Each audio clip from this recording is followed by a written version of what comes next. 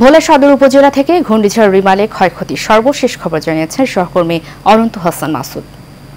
ধন্যবাদ। যেমনটি বলছিলেন, আদার পেরিয়ে আলোর মুখ দেখেছে ভোলার মানুষ। সকাল থেকে সূর্য উঠেছে, তবে আকাশ এখনো মেঘাচ্ছন্ন।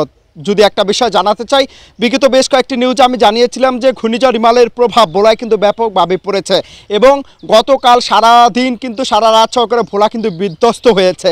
উপকূলীয় অঞ্চলে আমরা একাধিক জায়গায় ঘুরে দেখেছি যে উপকূলীয় অঞ্চলের বেশ কয়েকটি জায়গায় এমন পরিমাণ ক্ষয়ক্ষতি হচ্ছে, অর্থাৎ টিনের ঘরের চালা উড়ে গেছে এমন খবর আমরা পেয়েছি। এবং ভোলা সদর উপজেলার যে ভেলিমা ইউনিয়ন আছে সেখানে যেই বিশ্ব রোড আছে, অর্থাৎ হাইওয়ে রাস্তা, 20 বছরে এত পানি ওঠেনি।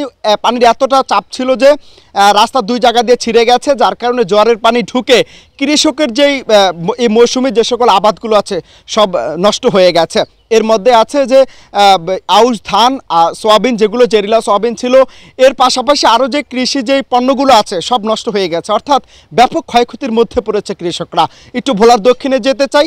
ভোলার দক্ষিণের যে লালমোহনে মনেজা খাতুন 50 বছর বয়স, তিনি মারা গেছেন ঘর চাপায়, এবং দৌলতখানে শিশু মাইশা মারা গেছেন। এছাড়াও আরও 2 জন মারা গেছেন, সর্বমোট 4 জন মারা যাওয়ার আমরা খবর পেয়েছি। ভোলার তুলাতুলি এলাকা, রাজাপুর, চরগাজী ওয়ার্ড সহকারে যে সকল ওয়ার্ডগুলো আছে, ইউনিয়ন ওয়ার্ডগুলো আছে, নিম্নাঞ্চল ওয়ার্ড ইউনিয়নগুলো আছে, সেগুলো কিন্তু ব্যাপক ক্ষয়ক্ষতি হয়েছে, প্লাবিত হয়েছে। আরেকটা বিষয় দেখেছি আমরা যে ভোলার তুলাতুলি এলাকার দোকান দুমড়ে মুচড়ে গেছে। সব মিলে বলা চলে যে ভোলার মানুষ ভালো নেই। ভোলার যে বিশ্ব রোড আছে, অর্থাৎ খেয়াঘাটের ভোলার 20 বছরের ইতিহাসে সে বিশ্ব রোডের উপর প্রায় 2 ফিট পানি উঠেছে এবং সেই পানিতে মানুষ মাছ ধরেছে। এখন পরিস্থিতি কিছুটা স্বাভাবিক আছে, তবে যত সময় গড়াবে বলা যাবে তখনকার কি অবস্থা। তো এই ছিল ভোলার এখনকার আমার কাছে সার্বিক পরিস্থিতি।